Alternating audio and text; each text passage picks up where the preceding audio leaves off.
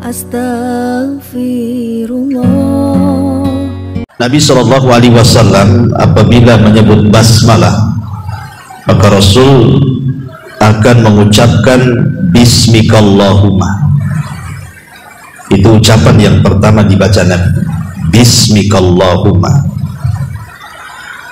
Tapi setelah kemudian turun surah An-Nahl, di mana Allah Subhanahu wa taala menceritakan tentang kisah Nabi Sulaiman ketika mengirim surat ke kerajaan Balqis yang ada di Yaman. Ketika itu Nabi Sulaiman mengirim surat lewat burung hudhud supaya disampaikan kepada Ratu Balqis. Lah di antara isi suratnya adalah innahu min Sulaiman wa innahu bismillahirrahmanirrahim. Sesungguhnya surat ini datang dari Sulaiman dan sesungguhnya dia memulai dengan suratnya Bismillahirrahmanirrahim. Ketika turun surah An-Nahl ini, maka ketika itu Nabi SAW merubah dari Bismikallahumma menjadi Bismillahirrahmanirrahim. Dan luar biasanya ikhwatul fillah muliakan Allah Azza wa Jalla, Bismillahirrahmanirrahim ini, kalau kita melihat sejarah Nabi Nuh alaihi salatu wassalam, Nabi Nuh alaihi salatu wassalam ketika diselamatkan Allah Subhanahu wa taala, apa ucapan yang diucapkan Nuh itu? Bismillahi majreha wa mursaha. Itu ucapan Nabi Allah Nuh alaihi salatu wassalam. Artinya Bismillahi majreha wa mursaha, dengan menyebut nama Allah kami berlayar dan kami berlabuh. Ulama mengatakan, lihat bagaimana Nuh alaihi salatu wassalam diselamatkan Allah Subhanahu wa taala dengan kalimat basmalah. Hanya separuh basmalah tetapi bisa menyelamatkan. Kan cuman bismillah saja, tidak ada ar-Rahman ar-Rahim kan. Cuman bismillahi majreha wa mursaha. Majreha ini maksudnya berlayar dan berlabuh, gitu maksudnya. Jadi ulama mengatakan, lihat separuh bismillah saja Nuh diselamatkan. Gimana kalau seandainya sempurna bismillah? Separuh saja sudah bisa menyelamatkan Nuh dari gelombang yang maha dahsyat itu, yang secara logika harusnya kapal Nuh itu tenggelam. Tetapi dengan bismillah itulah Allah Subhanahu wa taala memberikan pertolongan kepada Nuh alaihi salatu wassalam. Hanya separuh bismillah, tapi lihat keajaibannya. Lah begitu juga dikukuhkannya kerajaan Sulaiman pun karena Bismillahirrahmanirrahim tadi. Ketika dia mengirim surat ke Ratu Balqis, dia memulai dengan Bismillahirrahmanirrahim, makanya Allah kukuhkan kerajaan. Dari dua perkara ini saja, separuh bismillah bisa menyelamatkan Nabi Nuh dan sempurna bismillah bisa mengokohkan kerajaan Sulaiman. Ini kan luar biasa berarti lafaz bismillah, bukan main-main. Ya. Apalagi lafaz bismillah sendiri dijelaskan oleh para ulama, dia adalah awal ketika Allah Subhanahu wa taala mencatat dengan makhluknya yang bernama qalam di Lauhil Mahfuz. Jadi bismillah itulah ucapan pertama firman Allah Azza wa Jalla yang dicatat oleh qalam kemudian diletakkan di Lauhil Mahfuz. Dan dia juga ucapan pertama yang Allah perintahkan Jibril untuk dibaca Nabi. Ketika Nabi berada di Gua Hira, maka Jibril datang kepada Nabi SAW dan mewahyukan wahyu pertama, Suratul Alaq ayat 1 sampai 5. Apa mulainya? Iqra bismi rabbikal ladzi khalaq, kan gitu. Bacalah bismi rabbik, dengan nama Rabb. Bismi rabbik itu sama dengan bismillah. Jadi bismillah itu awal yang ditulis kolam di Lauhul Mahfuz, dan dia pula awal yang pertama kali Allah perintahkan Jibril untuk membaca kepada Nabi, dan itu pula awal perintah yang diperintahkan Allah kepada Nabi Sallallahu Alaihi Wasallam. Jadi luar biasa ya kalimat Bismillahirrahmanirrahim ini. Ma'asyiral muslimin yang dimuliakan Allah Subhanahu wa taala. Makanya setelah kemudian turun surah An-Nahl yang bicara soal Bismillahirrahmanirrahim dari surat Nabi Sulaiman An-Nahl ayat 30,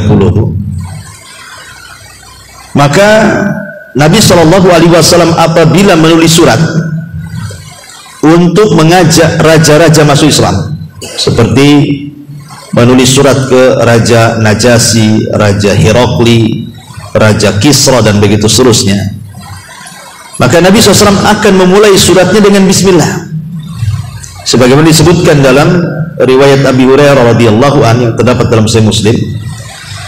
Jadi ketika Nabi SAW mengirim surat kepada Herakli, pembesar Romawi, maka Rasul memulai suratnya dengan Bismillahirrahmanirrahim min Muhammadin Rasulullah ila Herakli adimir Rum. Bismillahirrahmanirrahim, ini surat dari Muhammad sebagai utusan Allah ditujukan kepada Herakli, pembesar Romawi. Semua surat-surat Rasul dimulai dengan bismillah, dan akhirnya menjadi kebiasaan para ulama apabila mereka mengarang sebuah kitab, maka lihat kitab-kitab para ulama mesti diawali dengan bismillah ya, karena demikian tinggi barokah daripada bismillah itu. Kenapa demikian? Ada sebuah hadis yang menarik, orang yang membaca basmalah itu, ikhwan. Kata Nabi SAW dalam sebuah hadis, jadi orang yang membaca basmalah itu, kata Nabi SAW, diriwayatkan dari Abul Malih. Hadis ini dikeluarkan Imam Ahmad dalam musnadnya. Jadi tentang seorang laki-laki yang dibonceng Nabi, seorang laki-laki yang dibonceng Nabi. Kemudian fa'atharat dabatun, tiba-tiba kemudian mungkin tunggangannya ini agak sedikit rewel ya, sehingga akhirnya orang ini tergelincir. Lah ketika tergelincir, tiba-tiba kemudian dia mengatakan ta'isha syaitan, celaka setan. Karena kita tahu bahwa unta itu kan tabiatnya setan gitu ya. Jadi dia secara refleks orang ini mengatakan celaka kau setan gitu, karena dia tergelincir dari untanya itu. Maka Nabi SAW mengatakan la taqul ta'isha syaitan, jangan kau katakan celaka setan. Fa innaka idza qulta dzalik, sebab kalau engkau mengucapkan kalimat itu ta'azama hatta yakuna mislal bait, nanti setan besar kepala sampai kepalanya sebesar rumah, kata Nabi. Kemudian kata Nabi SAW, wa yaqul, dan setan akan mengatakan bikuwati, lihat karena kekuatanku, kata setan, dia mengucapkan kalimat itu. Walakin, akan tetapi kata Rasul, kul bismillah, jangan bilang celaka setan, tetapi katakanlah bismillah. Fa innaka idza qulta dzalik tasaghara, kalau engkau mengucapkan kalimat bismillah, setan akan merasa kecil, hatta yakuna misla dzubab, sehingga seolah-olah setan itu seperti seekor lalat. Dari sini kita tahu bahwa di antara keutamaan basmalah apa? Bisa menghinakan syaitan.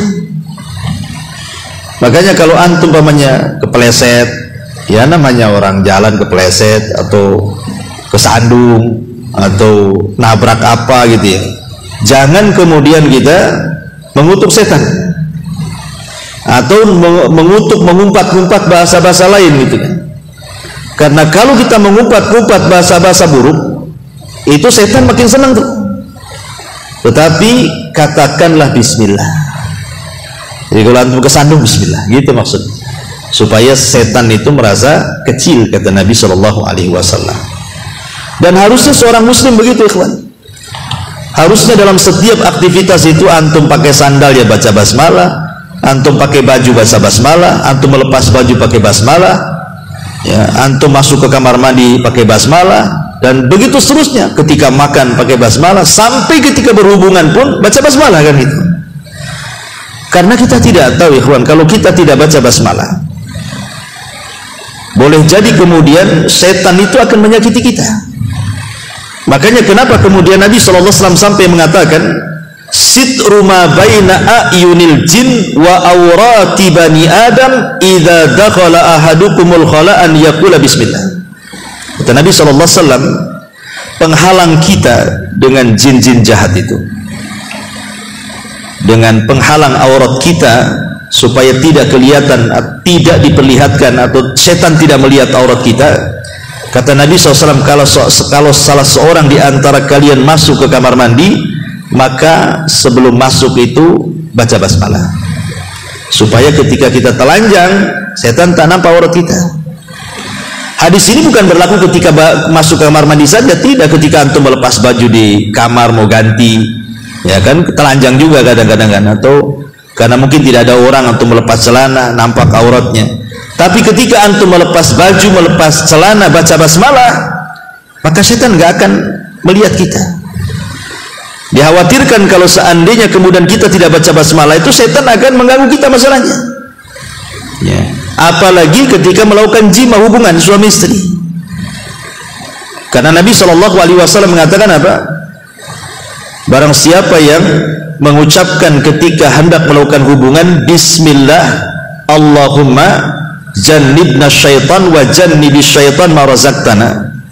Ya Allah, aku menyebut namamu dan aku berlindung dari syaitan. Ya Allah, jauhkan setan dari diri kami, maksudnya kami dan istri, ya, kalau istri yang mengatakan ya istri dan suami kan itu. Dan juga jauhkan apa yang akan kau rizkikan kepada kami. Boleh jadi mungkin istri kita hamil kan gitu. Ya. Kalau kita lihat mafhum mukhalafahnya hadis ini, mafhum pemahaman kebalikan bahasanya, mafhum mukhalafah itu.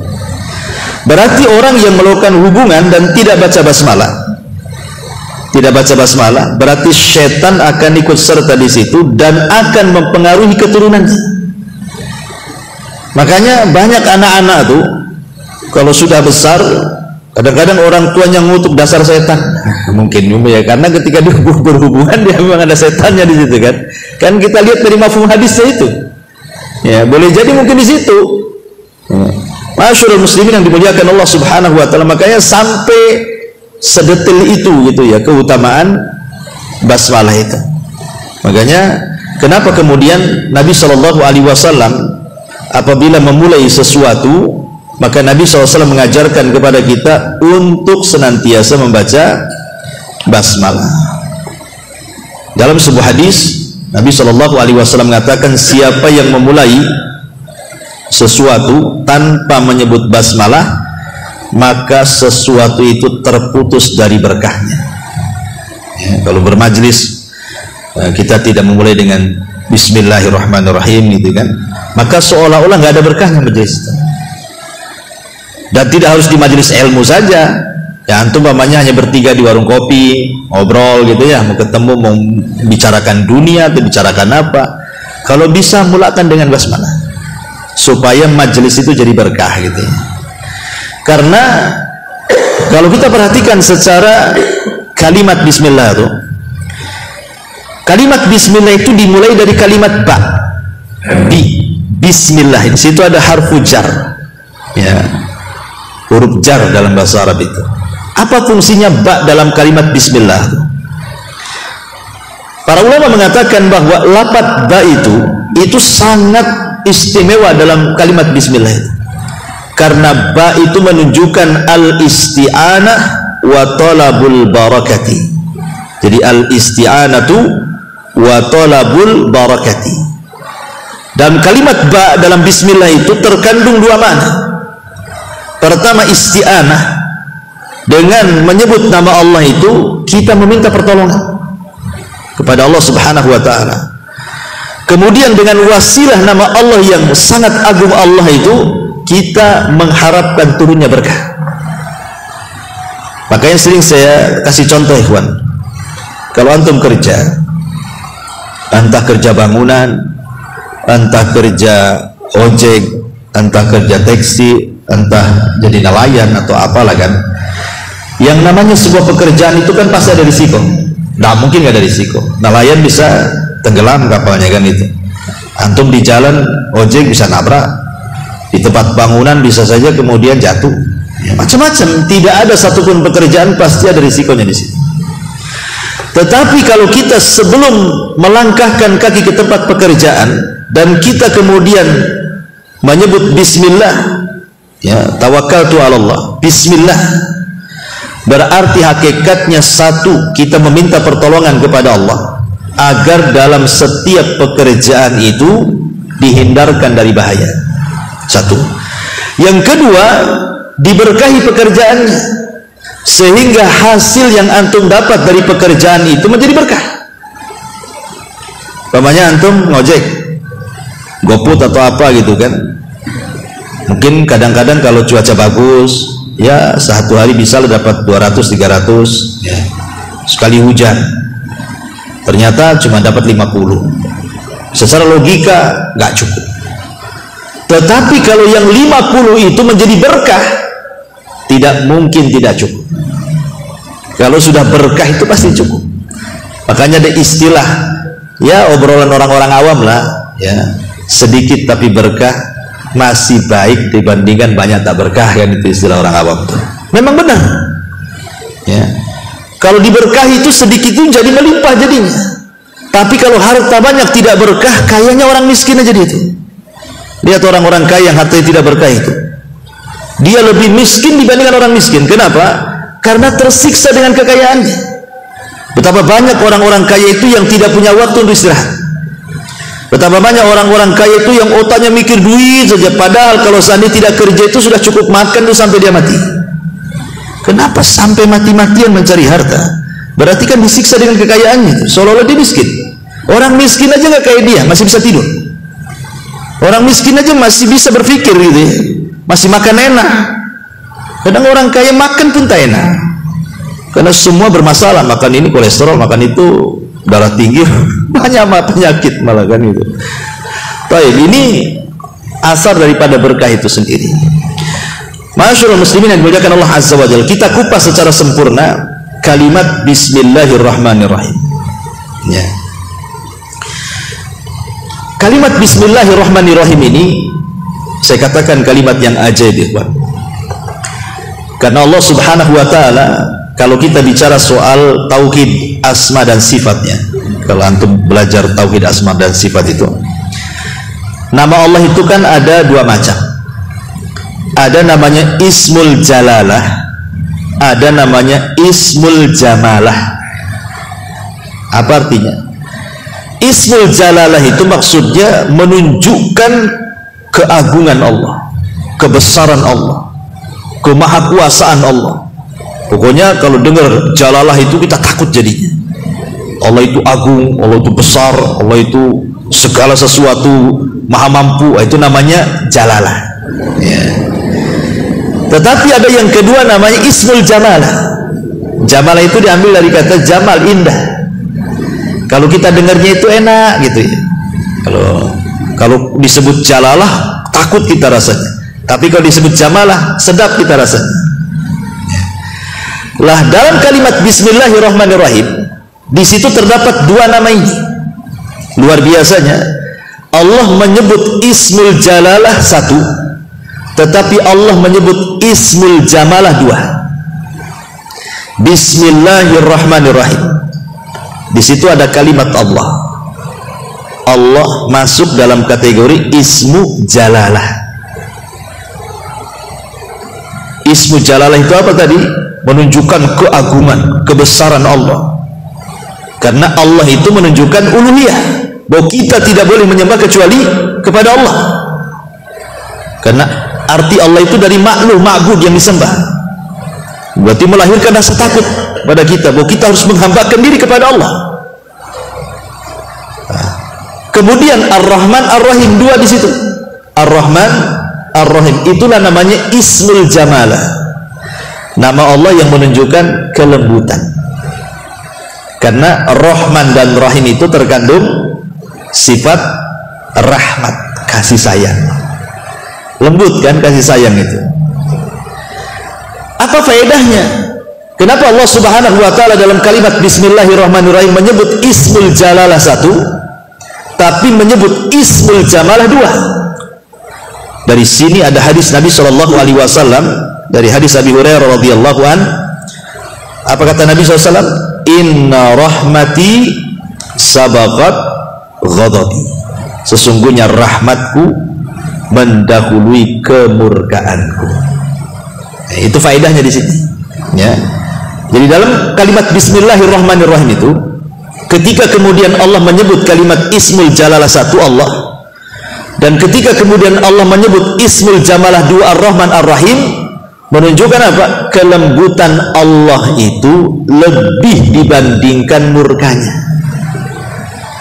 Kasih sayang Allah kepada kita itu berlebih dibandingkan kemurkaannya.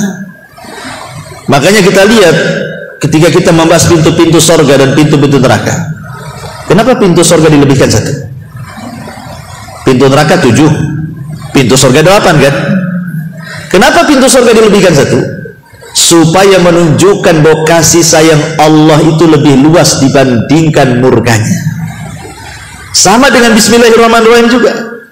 Ya. Ketika kemudian Ismul Jalalah cuma satu, Ismul Jamalah dua, Allah ingin memberitahu kepada kita bahwa kasih sayang Allah kepada kita itu jauh lebih luas dibandingkan murkanya Allah kepada kita.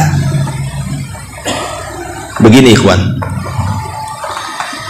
sebagai manusia, saya, antum, atau siapapun pasti pernah salah, pasti pernah maksiat, pasti pernah melakukan dosa. Ini tiga perkara ini pasti kita lakukan setiap hari. Salah, khilaf, gitu ya. Kemudian melakukan dosa atau maksiat. Ya. Tetapi walaupun demikian, dengan Rahman dan Rahimnya Allah, walaupun kita tetap bermaksiat kepada Allah Azza wa Jal, tetapi kita tetap mengucapkan Bismillahirrahmanirrahim. Walaupun kita tetap di atas kemaksiatan, melakukan dosa dan melakukan kekhilafan, jangan pernah meninggalkan kalimat Bismillahirrahmanirrahim. Kenapa? Karena kalimat Rahman dan Rahim itu menunjukkan apa? Allah itu Ghafur, Maha Pengampun. Allah itu Rahim, Maha Penyayang. Dan Allah itu Maha Mencukupi. Jadi walaupun antum maksiat, walaupun antum berbuat salah, walaupun antum ini khilaf, tetapi Allah masih memberikan kesempatan ampunannya, masih memberikan kesempatan kasih sayangnya, masih memberikan rizkinya pula kepada kita. Indahnya Allah, itulah kalimat Ar-Rahman Ar-Rahim itu. Jadi murkanya Allah itu lebih sedikit dibandingkan kasih sayangnya. Ketika antum berbuat dosa, otomatis mengundang murka kan? Antum maksiat mengundang murka, antum melakukan kesalahan mengundang murka. Tetapi karena kemurkaan Allah itu lebih sedikit dibandingkan rahmatnya, tetap Allah masih berikan kesempatan tobatnya, istighfarnya. Kenapa? Karena Allah itu masih mengampuni, masih merahmati, dan masih memberikan kecukupan kepada kita. Itulah makna Ar-Rahman Ar-Rahim. Jadi indah sekali sebenarnya mana ini.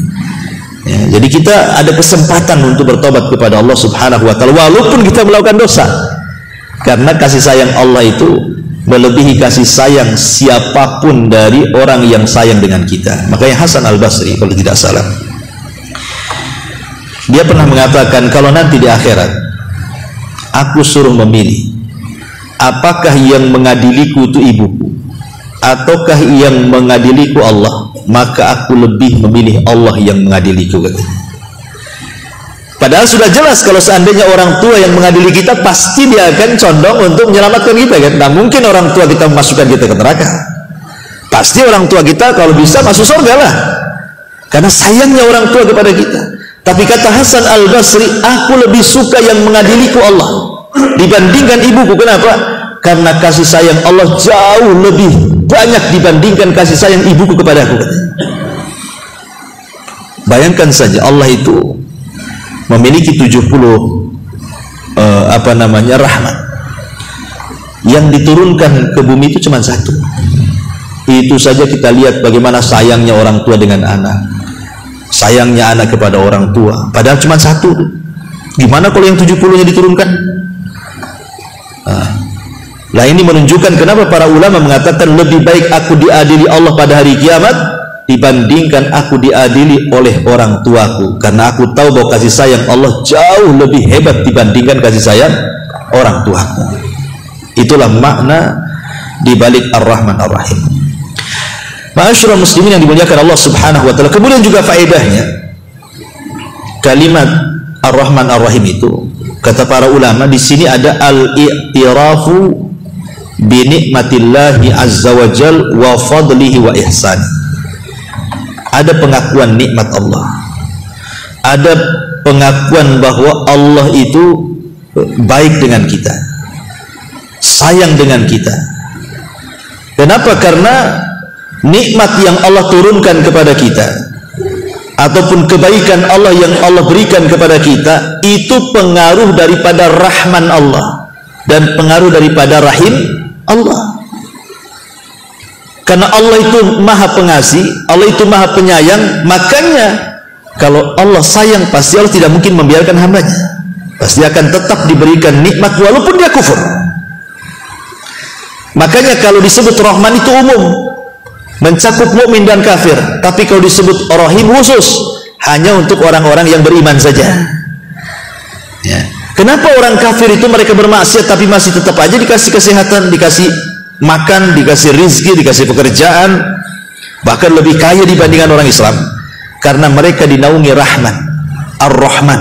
Yang menaungi mereka itu nama Allah Ar-Rahman, tetapi rahmannya Allah itu hanya di dunia saja. Tapi kalau Rahim itu sampai ke akhirat. Makanya Ar-Rahim itu hanya diberikan kepada orang-orang yang beriman. Kalau Ar-Rahman ini umum, mukmin dan kafirnya masuk di situ. Ini juga diantara faedahnya. Kemudian juga diantara faedahnya adalah al-jam'u bainat tarhibi wa targhib. Dalam kalimat Bismillahirrahmanirrahim di sini Allah hendak mencampurkan dua kata. Pertama tarhib dan yang kedua targhib. Tarhib itu perasaan takut dan targhib itu perasaan harap. Satu sisi kita takut, tapi sisi lain kita berharap. Takut karena di situ ada lafaz Allah, Ismul Jalalah, melahirkan rasa takut kan. Kemudian rasa harap karena di situ ada Ismul Jalalah, Ar-Rahman Ar-Rahim. Dan takut harap itu adalah dua sayapnya seorang mukmin. Karena itu adalah rukun ibadah hati. Rukun ibadah hati berapa? 3. Cinta, takut, harap. Kan itu ya. Lah takut dan harap itulah sayap kita. Sementara kecintaan itu di tengah di dada kita. Kita harus cinta kepada Allah, kita harus takut kepada Allah, kita harus berharap kepada Allah supaya seimbang hidupnya. Karena kalau tidak seimbang, orang itu dipenuhi rasa takut aja, nanti putus asa. Takut dosa, takut dosa, takut dosa, masuk neraka, masuk neraka, masuk neraka, stres akhirnya, putus asa. Tapi kalau harap saja, ada apa-apa maksiat, kan Allah Maha Pengampun, nanti juga masuk surga. Itu harap, akhirnya meremehkan ibadah. Ya. Tapi kalau dicampurkan takut dan harap, akhirnya kan seimbang kan, satu sisi takut diadab, sisi lain berharap masuk surga kan, akhirnya seimbang hidupnya. Tetapi kata para ulama, kalau waktu sehat maka dilebihkan takut dibandingkan harapnya. Tapi kalau lagi sakit dilebihkan harapnya dibandingkan takutnya. Apa maknanya? Kalau antum lagi sehat, lebihkanlah takut dibandingkan harap, supaya jangan meremehkan ibadah. Tapi kalau lagi sakit, apalagi sakit parah, maka lebihkan harapan, sedikitkan takut, supaya jangan suudzon kepada Allah. Makanya antum disunahkan kalau mendatangi orang yang sakit parah itu, disuruh menghibur dia, ingatkan amal kebaikannya, jangan diingatkan amal buruknya. Ya, kalau antum mengunjungi orang sakit tuh, ingatkan amal baik dia. Kamu ini orang baik, saya lihat kamu ini rajin ngaji, rajin sholat, rajin apa gitu kan. Jadi ketika dia sakit, kalaupun Allah takdirkan dia mati, itu yang diingat tuh. Akhirnya dia mati husnuzon kepada Allah kan. Pasti ada harapan masuk surga gitu maksudnya ya kan. Boleh jadi husnuzon itulah ibadah terakhir yang dia bawa. Tapi kalau antum takut-takuti dengan dosa, cepatlah sembuh, kita maling lagi. Ya, cepat sembuh, kita mabok lagi. Cepat sembuh, kita zina lagi. Nanti kita lagi udah sakit, makin takut, cepat mati, takut neraka kan. Akhirnya suudzon kepada Allah jadinya. Lah suudzon itulah jangan-jangan dosa terakhir yang dia bawa pula kan begitu. Nah inilah dalam Bismillahirrahmanirrahim itulah tergabung antara tarhib dan targhib. Kemudian juga di antara faedahnya adalah ad-dilalatu ala annal isti'anata innama tustamaddu minallahi azza wa jalla. Di sini juga ada petunjuk bahwa al-isti'anah, meminta pertolongan itu hanya boleh diminta dari Allah dan tidak boleh diselewengkan kepada selain Allah subhanahu wa ta'ala. Apa maknanya? Ketika kita membaca basmalah itu Bismillahirrahmanirrahim, artinya kita meminta pertolongan kepada Allah. Karena yang pertama kita sebut apa? Lafaz Allah, di mana semua nama tertuju kepada Allah. Makanya kalau kita menyebut Asmaul Husna pasti Allah dulu kan. Allahu Ar-Rahman Ar-Rahim Al-Malik Al-Qudus kan itu ya. Karena semua nama Allah itu sumbernya di Allah. Semua nama Allah itu kembali kepada zat yang satu, namanya Allah. Lah ketika kemudian kita mengatakan bismillah, itu artinya kita menambahkan isti'anah. Hanya kepada Allah lah aku meminta pertolongan, karena dia zat yang memang layak disembah. Ketika zat itu layak disembah, berarti memang dia itu kuat ya. Sebab sesembahan selain daripada Allah itu mereka lemah, tidak layak disembah, apalagi diminta pertolongan kan. Mereka lemah, menciptakan tidak bisa, berserikat dalam penciptaan pun tidak. Kalaupun diambil sesuatu barang mereka oleh lalat, tidak bisa diambil lagi. Lemah. Macam mana makhluk yang lemah kita minta pertolongan? Ya kita minta pertolongan ke makhluk yang kuat lah. Dia yang menciptakan, dia yang ngasih rizki, dia yang mengatur, dia yang menguasai. Itulah pantas kita meminta pertolongan kepada dia. Makanya kita katakan bismillah itu artinya kita meminta pertolongan kepada Allah. Supaya apa? Supaya setiap aktivitas kita itu Allah ikut campur di dalam. Kalau antum bekerja, sebelum bekerja baca basmalah itu supaya Allah ikut campur dalam pekerjaan antum itu. Jadi kalau seandainya Allah takdirkan ada masalah dalam pekerjaan, sesulit apapun masalah, kalau ikut campur di situ pasti akan diurai itu. Kalau ikut campur di situ. Tapi sekecil apapun masalah, kalau Allah tidak ikut campur, mana bisa diuraikan? Karena masalah itu datang dari Allah masalah. Itulah fungsinya baca basmalah. Ya. Kemudian juga di antara faedahnya adalah izharu mukhalafatil musyrikin. Dengan membaca basmalah itu sebenarnya hakikatnya kita sedang menyelisihi orang-orang musyrik. Karena dulu orang-orang musyrik itu yang mereka sebut siapa? Lata, Uzza, Manat, demi Lata, demi Uzza, demi Manat kan. Maka Islam mengajarkan jangan menyebut-nyebut berhala, tapi menyebutlah kalimat Allah. Berarti ketika kita mengatakan bismillah, hakikatnya menyelisihi semua orang musyrik. Ketika mereka menyebut nama berhala mereka, kita menyebut zat yang menciptakan berhala itu, Allah subhanahu wa ta'ala. Kemudian juga di sini ada bantahan kepada orang-orang Qadariyah. Karena orang-orang Qadariyah itu salah satu pemahamannya adalah bahwa seorang hamba itu bisa menciptakan sendiri perbuatannya. Seorang hamba itu bisa menciptakan perbuatannya. Lah kalau memang seorang hamba bisa menciptakan sendiri perbuatannya, lalu apa gunanya bismillah?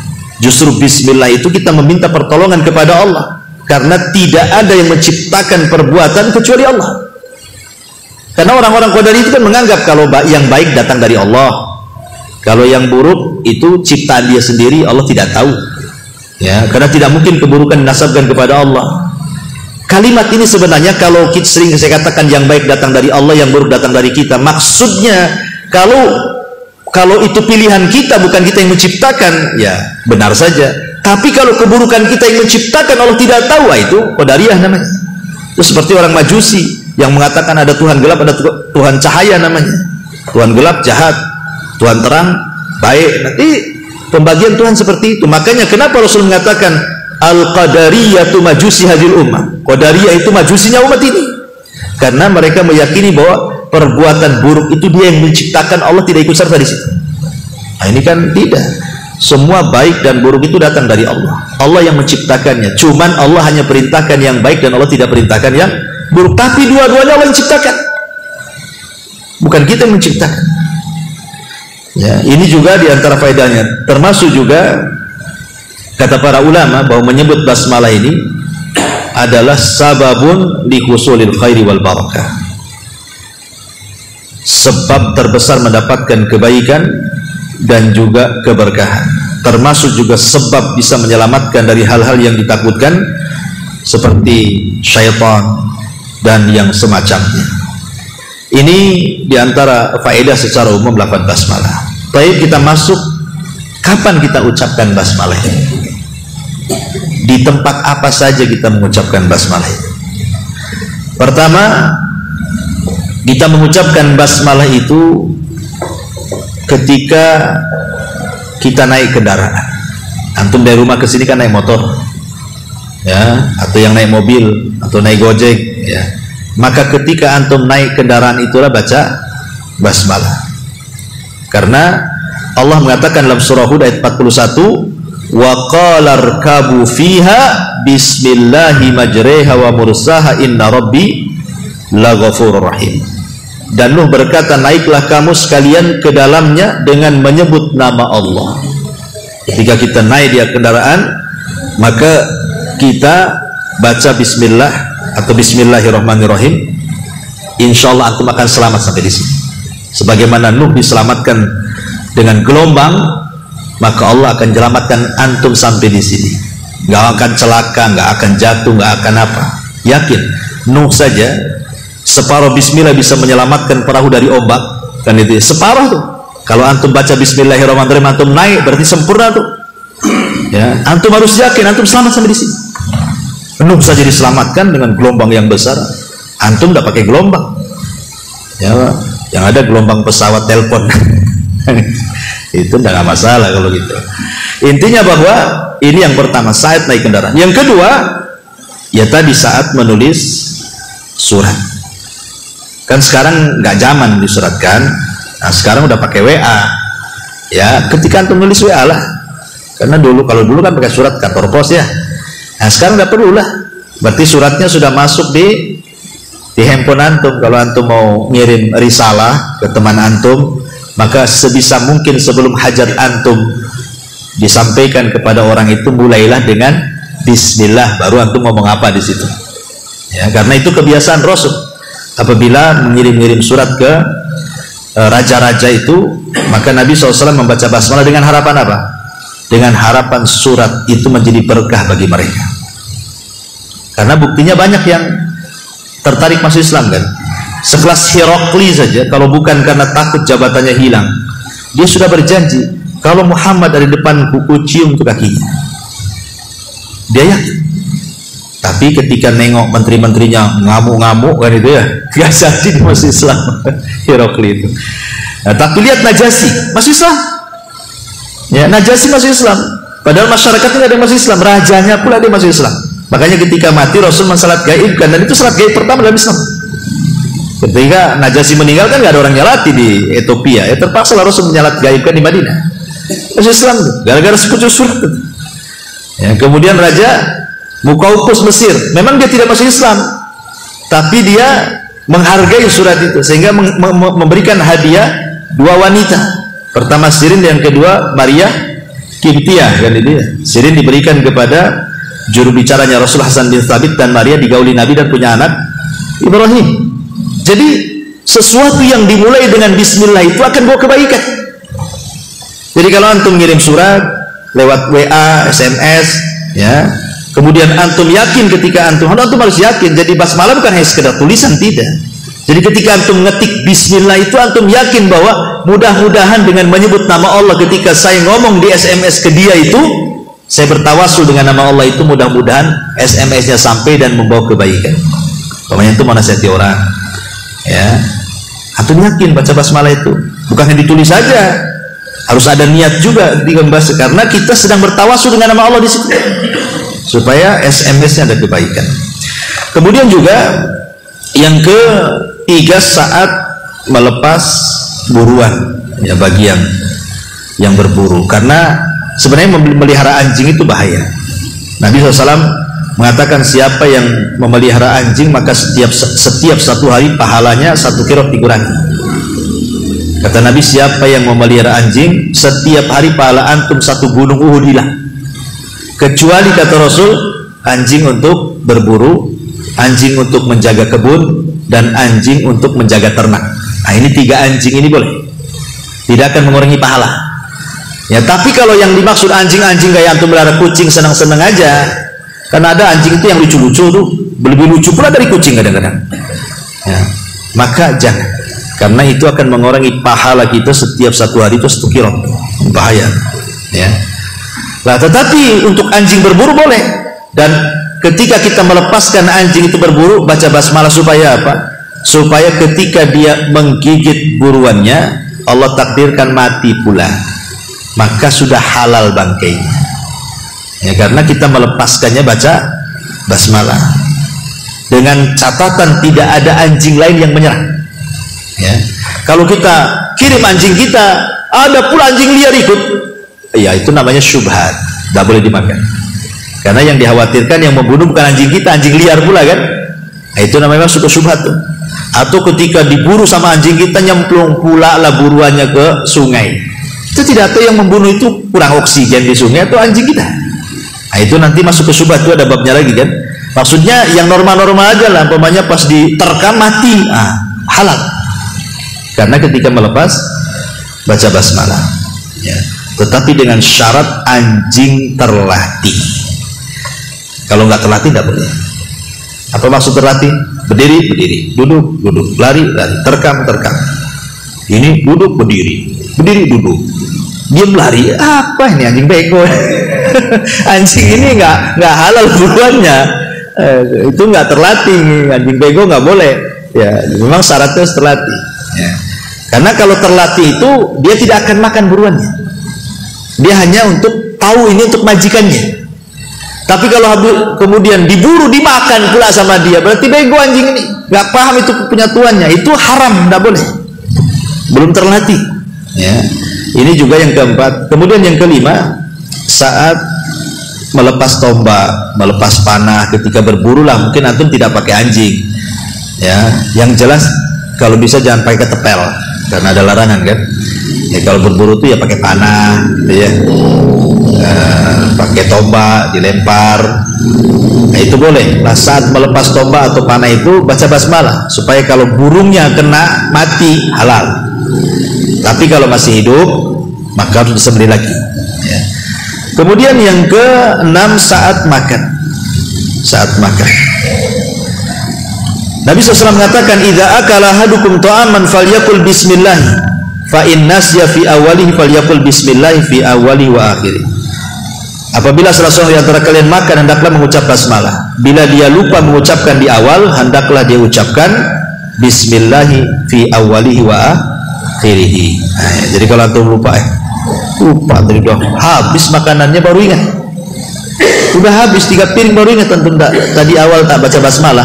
Maka antum ucapkan apa? Bismillah fi awwalihi wa akhirih. Saya menyebut nama Allah dari awal sampai akhir. Itu maksudnya. Karena ada yang mengatakan kalau seandainya kita makan tidak pakai baca basmalah, baik di awal ataupun di akhir, maka setan akan ikut makan di situ. Ya. Ada bahkan sebagian ada riwayat itu apabila di malam hari maka utusan setan itu akan berada di atas rumah kita. Apabila yang masuk rumah itu baca basmalah, dan ketika dia makan baca basmalah, maka setan akan mengatakan ke kawan-kawannya, di rumah ini nggak ada hotel, di rumah ini nggak ada makanan kalian, pergi kalian. Ya. Tapi ketika masuk baca basmalah, dan ketika makan baca basmalah, tidak baca basmalah, masuk nggak baca basmalah, makan tak baca basmalah, maka setan akan mengatakan, sini. Nah, ini ada hotel untuk kalian, makanan banyak di sini. Nah, kan berarti kan setan ikut serta di situ. Setan ikut serta di situ. Naudzubillah. Kita tidak tahu. Takutnya setan ikut serta, dia meletakkan hal-hal yang buat penyakit. Ya, kita tidak tahu kan. Kalau setan ikut campur makan minum kan, entah dia letakkan apa di situ kan, namanya kita nggak nampak dia. Entah naruh bakteri, naruh apa, akhirnya kita makan sakit kita jadi. Nah, kita tidak tahu. Ya. Makanya ada satu kisah menarik. Jadi ada seorang syekh bercerita. Ini kejadiannya di Kanada. Seorang syekh itu bercerita. Iwan, kalau antum, jadi ada seorang profesor muslim. Dia ingin meneliti minuman. Jadi setiap minuman diboklet. Jadi sediakan 2 gelas minuman air putih itu. Ya. Kemudian satu minuman antum puji. Antum keluarkan kalimat-kalimat indah, ya, aku sayang, I love you, apalah gitu. Pokoknya yang indah-indah lah ke minuman itu, ucapan-ucapan yang bagus-bagus. Kemudian satu gelas antum caci maki, ya, antum caci maki saja. Itu keluarkan kata-kata binatang tuh di situ, kan di satu gelas tuh. Diteliti, ikhwan. Subhanallah. Rupanya minuman itu kalau diucapkan kalimat-kalimat indah, itu bisa memadatkan molekul dan menjadi detox, menjadi obat. Dan sebaliknya, ketika kemudian minuman itu dicaci, dimaki minuman itu, maka minuman itu akan mengandung bakteri-bakteri penyakit. Itu di lab. Ya. Akhirnya kemudian nggak yakin orang-orang tuh dengan penemuan profesor ini. Jadi dikumpulkanlah di sebuah ruangan, orang-orang banyak tuh. Kemudian ditampakkanlah di komputer hasilnya itu. Kemudian masing-masing dikasih gelas, kasih minuman. Ya. Kemudian kata profesor ini, silakan minuman yang sekarang kalian puji semuanya. Maka semua memuji. Ya, memuji. Sekali ada seorang syekh hadir di situ. Dia tidak mau menggunakan kalimat-kalimat pujian, ya seperti saya sayang, saya suka, saya ini. Enggak. Dia hanya mengucapkan bismillah. Bismillahirrahmanirrahim. Ya, cuman dia yang mengucapkan bismillahirrahmanirrahim ke air itu. Yang lainnya pakai ucapan yang lain yang nggak ada kaitan dengan Quran. Tapi kalimat-kalimat yang baik. Ketika kemudian air itu betul-betul dimasukkan lab gitu kan, rupanya air yang dibacakan basmalah itu air yang paling steril dari penyakit, paling bagus, sampai profesor kaget. Ini air punya siapa katanya? Yang ini. Kok sampai demikian dahsyatnya katanya? Maka rupanya ada seorang saya mengatakan itu air saya katanya. Akhirnya dicoba lagi.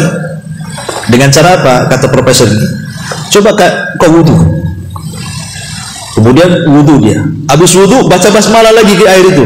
Diperiksa lagi, makin jernih lagi. Masya Allah. Jadi semakin kita bersih, ya, semakin ucapan kita baik, apalagi itu yang dibacakan ayat Quran, ya, entah surah Fatihah, entah surah apa gitu kan, maka makanan dan minuman yang kita konsumsi itu jadi sehat, gitu maksudnya, kesimpulannya. Ya, kesimpulan seperti itu. Ya, makanya kalau antum, apa salahnya lah antum kalau minum itu, bismillah sambil tiup, bismillah, minum. Gitu kan, gak sulit kan gitu. Jangan blok-blok itu saja, enggak. Apa baca basmalah ditiup gitu aja kok susah. Itu minum aqua nih, bismillah. Nah, itu jadi obat itu kan gitu ya. Luar biasa gitu ya. Memang itulah kehebatan basmalah itu ya. Kemudian juga yang nomor 7, ya, saat menutup wadah makanan dan minuman. Kata Nabi SAW, idza kana junhul laili fakufu sibyanakum fa inna syayatina tantashiru hina idin fa idza dhahaba sa'atun minal laili faqalluhum wa aghliqul abwaba wadhkuru ismallah fa inna syaitan la yaftah baban mughlaqa wa auqu kirabakum wadhkuru ismallah wa hammiru aniyatakum wadhkuru ismallah walau anta aradu 'alaiha syai'an wa atfi'u masabihakum, kata Rasul. Apabila sayap malam telah tiba, maksudnya sudah terbenam nih, matahari masuk ke malam hari, ya, maka tahanlah anak-anak kecil kalian, jangan dikeluarkan, masuk ke rumah. Kalau udah maghrib, masukkan anak-anak antum ke dalam rumah, ya, tutup pintunya, karena setan saat itu sedang bermain-main, bertebaran di mana-mana. Nanti kesurupan pelan antum, ya. Pokoknya jelang maghrib saja masukkan anak-anak itu, jangan ada yang berkeliaran. Kalaupun mau dikeluarkan ya nantilah, sudah agak gelap, ya. Kalau pas waktu maghrib itu waktu setan masalahnya. Kalau sudah mungkin kira-kira berjalan 10 menit atau 15 menit kan, nggak apa-apa, ya. Kemudian kata Nabi SAW, bila terlewat beberapa saat di waktu malam, maka biarkan mereka, maksudnya biarkan anak-anak itu keluar. Kemudian jangan lupa di malam hari kuncilah pintu-pintu dan sebutlah nama Allah, karena setan tidak dapat membuka pintu yang terkunci dengan bismillah.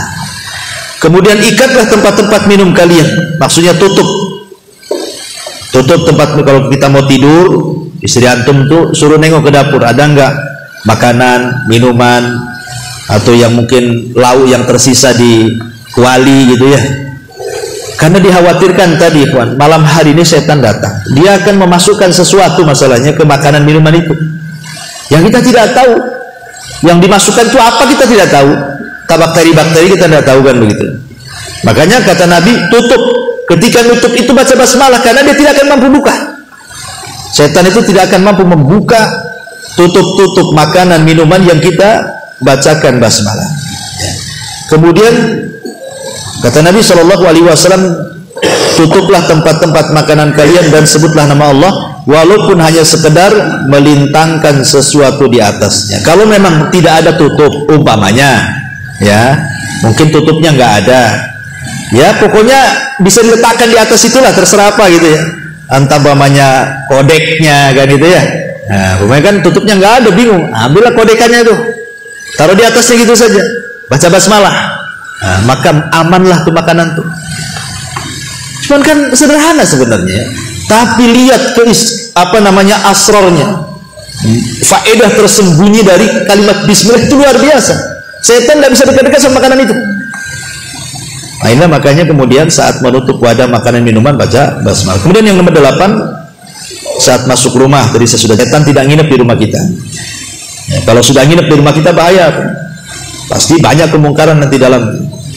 Kemudian yang nomor 9, saat menutup pintu rumah di malam hari, ingat jendela, ingat pintu, baca basmalah, ya, supaya setan jangan masuk. Kemudian saat keluar rumah juga sama. Kata Nabi SAW, idza kharaja ar-rajulu min baiti faqala bismillah tawakkaltu 'ala Allah la haula wala quwata illa billah. Qala yuqalu hina idin hudita wa kufita wa wukita fatanahalahu syayatin fayaqulu lahu syaitan akhar kaifa laka birajulin qad hudiya wa kufiya wa wukiya. Lihat, lafaz bismillah tawakkaltu 'ala Allah itu luar biasa ya. Kalau antum keluar rumah, kan teman kerja lama masalahnya kan, kadang keluar rumah itu sore baru balik, ya, malam ada yang malam baru balik, artinya kan meninggalkan rumah lama, ya. Tapi lihat orang yang ketika meninggalkan rumah dia membaca bismillah tawakkaltu 'ala Allah. Kata Nabi SAW, apabila salah seorang keluar dari rumahnya lalu dia mengucapkan bismillah tawakkaltu 'ala Allah dengan menyebut nama Allah, aku bertawakal kepada Allah, la haula wala quwata illa billah, tidak ada daya dan kekuatan kecuali milik Allah, akan dikatakan pada saat itu, siapa yang mengatakan? Setan, ya, apa yang mengatakan, Allah akan mengatakan kepada orang ini, ya, engkau akan senantiasa diberikan hidayah. Satu, jadi ketika antum keluar rumah, antum tidak akan disesatkan orang. Di luar itu banyak syubhat, banyak syahwat masalahnya kan, yang disodorkan ke kita itu. Maka Allah katakan, engkau akan diberikan petunjuk, dan petunjuk itu sebesar-besar nikmat daripada pekerjaan antum itu sendiri, ya. Kemudian yang kedua, engkau akan dicukupi. Artinya apa dicukupi? Diberkahi pekerjaannya. Ya. Kemudian engkau akan dijaga. Dijaga, ikhwan. Dijaga dari orang yang hasad ketika hasad kepada antum, dijaga dari orang yang dengki ketika dengki kepada antum, dijaga oleh mata-mata yang memiliki sihir ain dan begitu seterusnya. Yang namanya antum di perusahaan itu pasti ada orang hasad. Nah, mungkin gak ada orang hasad? Pasti ada orang hasad kan? Apalagi mungkin antum agak tinggi lah levelnya, pejabatnya di situ itu, kadang-kadang mau digeser-geser orang. Hasadnya mereka sama kita itu. Biar tidak ada hasad orang hasad sampai kepada kita, kata Nabi SAW, qad hudiya wa kufiya wa wukiya, dia akan dijaga. Wa kufita, bukan hanya itu saja, bukan hanya engkau akan dijaga gitu ya. Ya, setan pun fatanah ala syaitan. Setan tidak mungkin dekat-dekat sama antum. Nggak akan dekat-dekat. Coba yang keempat keutamaan. Dan setan yang lainnya akan mengatakan, macam mana engkau dapat menyesatkan orang ini sementara orang ini sudah diberikan hidayah, sudah dicukupi, sudah dijaga, macam mana pula mau menggoda dia? Jadi kalau antum keluar dari rumah pulang pun aman. Antum tidak khawatir keluarga yang ditinggalkan, antum tidak khawatir rumah yang ditinggalkan, karena betapa banyak orang yang meninggalkan rumah kebakaran, entah korsleting listrik kan itu ya, kita tidak tahu, entah karena kecurian, entah kemasukan binatang-binatang buas, masuk ular, masuk apa, kita tidak tahu rumah kita kalau ditinggal. Tapi dengan kita titipkan kepada Allah Subhanahu wa ta'ala, jauh lebih aman dibandingkan dititip ke satpam. Karena ada juga kasusnya kan, satpam pula kerja sama-sama maling, ketangkap gitu ya. Padahal harusnya dia jaga kan itu, yaitu oknum lah. Banyak satpam yang baik juga kan itu. Nah, ini juga yang nomor 10. Yang nomor 11, saat meruqyah, jelas ya, sebelum meruqyah harus baca basmalah dulu.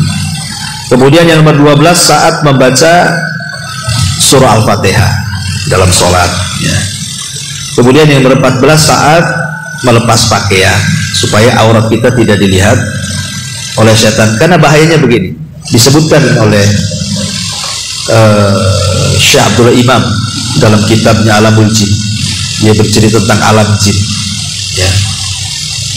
Salah satu jin itu namanya jinul asyik, jin yang suka jatuh cinta dengan manusia. Lah salah satu penyebabnya karena kita suka mempertontonkan aurat kepada mereka. Lama-lama dia suka dengan kita. Ketika dia suka dengan kita, maka dia tidak akan melepaskan kita. Namanya orang cinta. Antum cinta sama orang ini, kejar-kejar. Maka jin juga sama. Jin jahat itu kalau sudah cinta dengan kita, nggak akan dilepas. Antum akan terus digandeng dia. Kenapa? Salah satu penyebabnya kata Syekh Abdullah Imam, karena kita suka menampakkan aurat kepada mereka. Maka untuk supaya mereka tidak melihat aurat kita, salah satunya dengan membaca basmalah ya. Ini yang nomor 14. Termasuk yang nomor 15, saat masuk WC jelas ya, bismillahi inni a'udzubika minal khubuthi wal khaba'ith. Karena setan itu memang sarangnya di kamar mandi. Oke, jam lama-lama kalau masuk kamar mandi.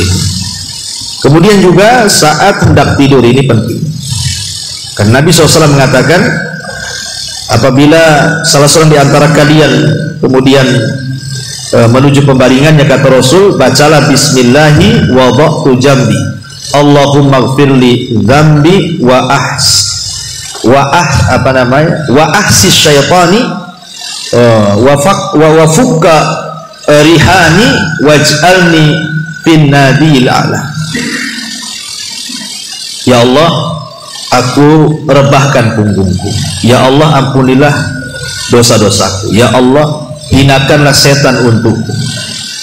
Lepaskanlah tanggunganku dan jadikan aku di dalam kelompok orang-orang yang paling atas. Ya, kalau memang nggak hafal ya bismillah saja kan, itu ya sudah cukup ya. Kemudian yang nomor 17, saat masuk dan keluar masjid. Antum masuk masjid baca basmalah, keluar juga baca basmalah. Kemudian yang nomor 18 saat membaca Al-Quran, kecuali surah saat membaca Quran setelah basmalah baru ta'awud, kecuali surah At-Taubah. Maka surah At-Taubah tidak dianjurkan membaca basmalah. Kenapa? Karena isi At-Taubah itu sedang menghinakan orang musyrik dan orang munafik. Makanya tidak layak dibaca basmalah di sini. Ada yang mengatakan karena surah At-Taubah itu bagian daripada surah Al-Anfal. Ya, maka disebut surah Al-Baro'ah. Tidak dianjurkan baca basmalah. Kemudian yang nomor 19 saat hendak melakukan hubungan suami istri. Tadi sudah saya jelaskan. Kemudian juga yang nomor 20 saat memasukkan mayat ke dalam kubur. Bismillahi wa ala millati Rasulillah. Antum kalau masuk ke liang lahat ya, dan antum orang yang menguburkannya, maka bacalah bismillahi wa ala sunnati Rasulillah. Kemudian yang nomor 21 saat hendak wudu, itu juga baca basmalah supaya tidak terkena waswas setan ya. Kemudian ketika antum sakit ya, antum bisa mengobati dengan ruqyah, cukup dengan membaca basmalah 3 kali saja, itu sudah jadi ruqyah. Namanya antum sakit kepala, biar sakitnya itu tidak membahayakan ya, antum cukup baca bismillah 3 kali, membaca bismillah 3 kali, kemudian antum baca a'udzubillah wa qudratihi min syarri ma ajri wa uhadir sebanyak 7 kali, usap ke tempat sakit, maka itu sudah bisa menjadi obat ya. Kemudian juga yang selanjutnya ketika zikir pagi petang, itu jelas ya, pakai baca basmalah kan, bismillahilladzi la yadurru ma'asmihi syai'un fil ardi wala fis sama wa huwa samiul alim 3 kali, pagi atau sore, atau ketika antum singgah di sebuah tempat yang menakutkan ya, umpamanya antum lewat gelap, kok bulu kuduk merinding ya, takut setan itu bukan syirik ya kawan, tidak. Kalau antum takut setan nggak syirik. Kenapa? Karena setan itu musuh. Antum takut sama musuh nggak syirik. Umpamanya antum diancam preman, awas lo ketemu, kubunuh kamu, takut akhirnya kita kan. Lah sama kita lewat, kemudian setan nakut-nakuti kita, kemudian kita takut sama setan itu tidak ada masalah. Tabiat manusia memang takut karena setan musuh. Masalah yang jadi masalah itu bukan takutnya sama setan, setelah takutnya apa yang antum lakukan. Kalau antum kemudian melakukan hal-hal yang diharamkan jadi haram, atau melakukan hal-hal yang berbau syirik jadi syirik, karena takut-takutnya antum datangkan dukun ke rumah untuk meruqyah, nah, jadi syirik ya. Atau antum melakukan hal-hal yang bukan sebab tapi antum jadikan sebab. Antum ambil garam banyak-banyak dilempar, ngapain antum melempar-lempar garam? Setan nggak takut sama garam, nah, jadi haram kan, mubazir kan. Nah, tapi kalau antum ketika takut cukup baca bismillah kata Rasulullah. Apa kata Rasulullah?